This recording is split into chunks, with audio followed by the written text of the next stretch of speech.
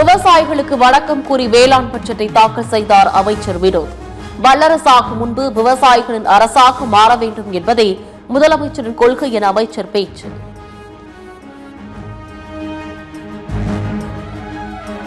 பட்ஜெட்டின் போது தமிழக முதலமைச்சர் விஜயை புகழ்ந்து பேசிய போது திமுக உறுப்பினர்கள் அமளி. அணியோடு சேரும்போது அகம்பாவம் இருக்காது. ஊரெல்லாம் நாற்றம் எடுத்த ஊழலை ஒழிக்க உங்களை விட்டால் ஒருவரும் இல்லை.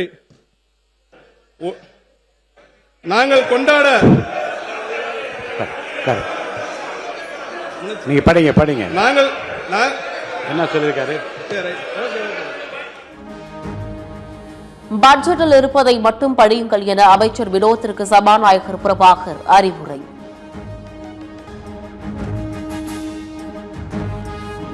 டெல்டா மாவட்டத்தை வறட்சி மாவட்டமாக அறிவிக்க வேண்டும் என திமுக எம்எல்ஏக்கள் வலியுறுத்தல். பயிர்க்கடன் முழுமையாக தள்ளுபடி செய்யாததை கண்டித்து பேரவைக்கு கருப்பு சட்டை அணிந்து வந்த திமுக உறுப்பினர்கள். நடப்பாண்டில் 17,000 கோடி ரூபாய் அளவிற்கு பயிர்க்கடன் வழங்க இலக்கு நிர்ணயம். நெல் விவசாயிகளுக்கு 917 கோடி ஊக்கத்தொகை வழங்கவும் தமிழக அரசு முடிவு. விவசாயிகளுக்கு வழங்கும் இலவச மின்சார திட்டத்திற்கு 7,432 கோடி ஒதுக்கீடு. அமைச்சர் வினோத் அறிவிப்பு.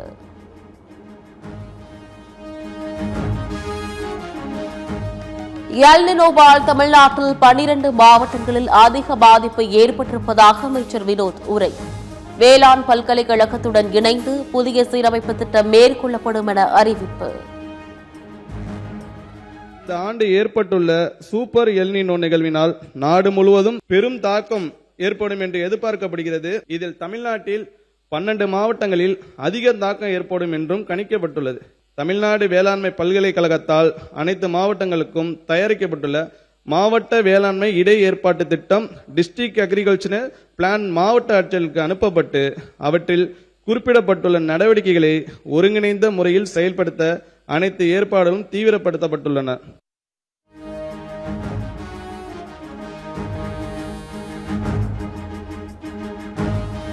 தமிழ்நாடு மண்வளத்தை பாதுகாப்பதற்காக 600 கோடி ரூபாய் நிதி ஒதுக்கீடு. 4 கோடி ரூபாய் மதிப்பில் விவசாயிகளுக்கு மண்வள அட்டை வழங்கப்படும் என வேளாண் அமைச்சர் வினோத் அறிவிப்பு.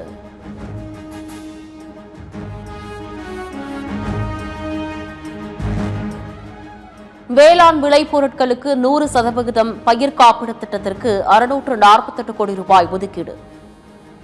குறுதானியங்கள் சாகுபடியை இருமடங்காக அதிகரிக்க 7.61 கோடி ரூபாய் நிதி.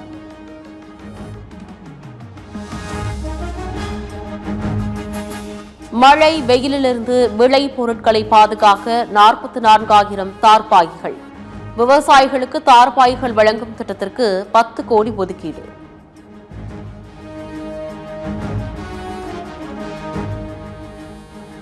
சென்னையை தலைமையிடமாக கொண்டு 5.20 கோடி மதிப்பில் விவசாயிகள் வருமான மேம்பாட்டு ஆணையம் அமைக்கப்படும்.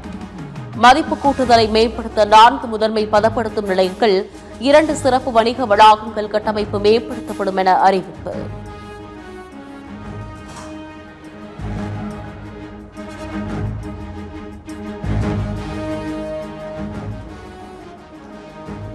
பயிர் வகைகள் மற்றும் எண்ணெய் வித்து பயிர்களில் தன்னிறைவுக்கான இயக்கத்திற்கு 203 கோடி ஒதுக்கி அமைச்சர் வினோத் அறிவிப்பு. காட்டுப்பன்றிகளால் ஏற்படும் பயிர் இழப்புகளை தடுக்க 7.35 கோடி ஒதுக்கீடு.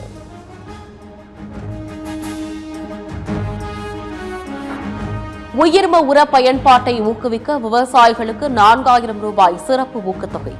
ஒவ்வொரு விவசாயிகளும் பயன்பெறும் வகையில் 2 கோடி மதிப்பீட்டில் AI செயலி அறிமுகம் செய்யப்படும்.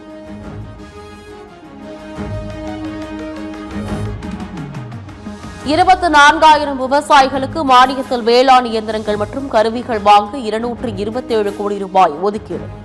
கிராம அளவிலான 50 வேளாண் இயந்திர வாடகை மையங்கள் 80% மானியத்தில் வழங்கப்படும் என அறிவிப்பு.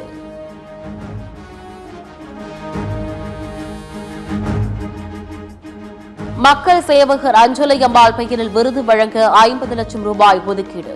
முதல் பரிசு பெறும் 10 பேருக்கு தலா 2.5 லட்சம் ரூபாய் பரிசுத் தொகை வழங்கப்படும்.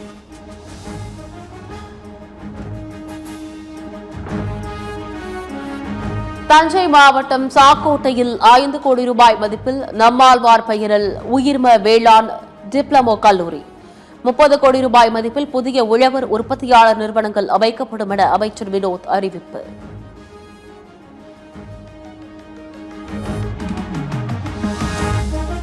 அம்பேத்கர் வேளாண் உதவி திட்டத்தின் கீழ் சிறு குறு விவசாயிகள் உயர்மதிப்பு வேளாண் திட்டங்களில் 20% கூடுதல் மானியம்.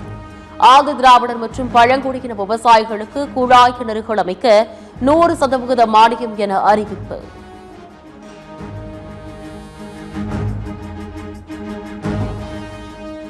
தோட்டக்கலை பயிர்களின் உற்பத்தியை உயர்த்த உயர் தொழில்நுட்ப சாகுபடி முறைகளுக்கு 40 கோடி ரூபாய் ஒதுக்கீடு. வெற்றி இல்லத்தரசி வீட்டு தோட்ட திட்டத்திற்கு 10 கோடி ஒதுக்கி தமிழக அரசு அறிவிப்பு.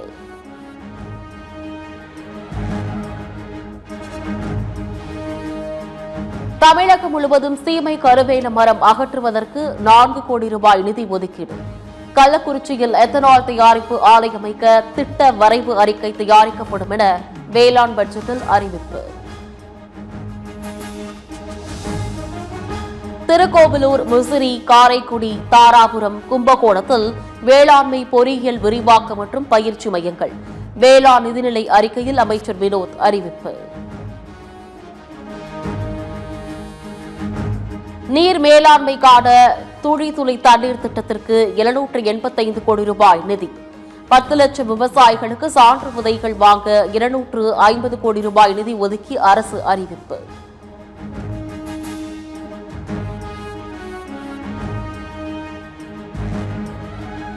செங்கல்பட்டு அடுத்த பரனூர் சுங்கச்சாவடியில் 3 மாதத்தில் 2வது முறையாக கட்டட உயர்வு.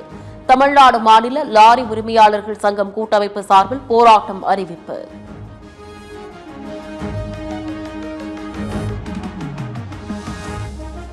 வேலூர் மாவட்டம் ஏரிக்குத்தி மேடு பகுதியில் சாலை அமைக்கும் பணிக்காக கொட்டப்பட்ட ஜல்லிக்கற்கள். 4 மாதங்களாகியும் சாலை அமைக்காததால் வாகன ஓட்டிகள் கடும் சிரமம்.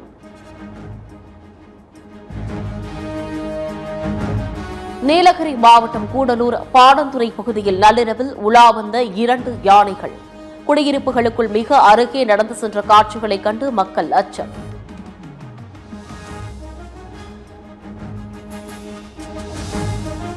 நீலகிரி மாவட்டம் குன்னூர் சிம்ஸ் பூங்காவில் 2ஆம் சீசன் 2,50,000 மலர் நாற்றுகள் நடவு பணி தொடக்கம்.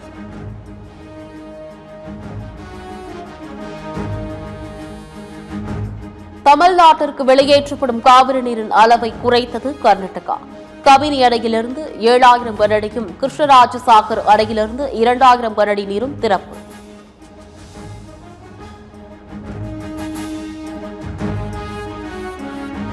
அசாமில் வெள்ளத்திற்கு பலியானோரின் எண்ணிக்கை 95ஆக உயர்வு. வெள்ளம் சூழ்ந்து கிடக்கும் பகுதிகளில் 1.5 லட்சம் மக்கள் பாதிக்கப்பட்டிருப்பதாக தகவல்.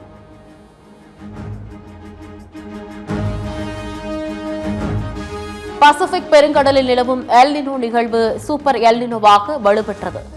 நவம்பர் மாதத்தில் வரலாற்றில் இல்லாத அளவிற்கு 3.5 டிகிரி செல்சியஸ் மேல் தீவிரமடையக்கூடும் என வானிலை ஆய்வாளர்கள் கணிப்பு.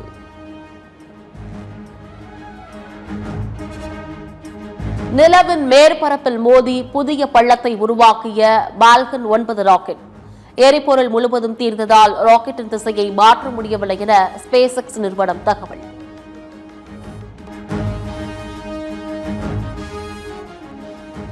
T20 கிரிக்கெட்டில் அதிக ரன்கள் குவித்த வீரர் பட்டியலில் முதலிடத்தை பிடித்தார் இங்கிலாந்து வீரர் ஜாஸ் பட்லர்.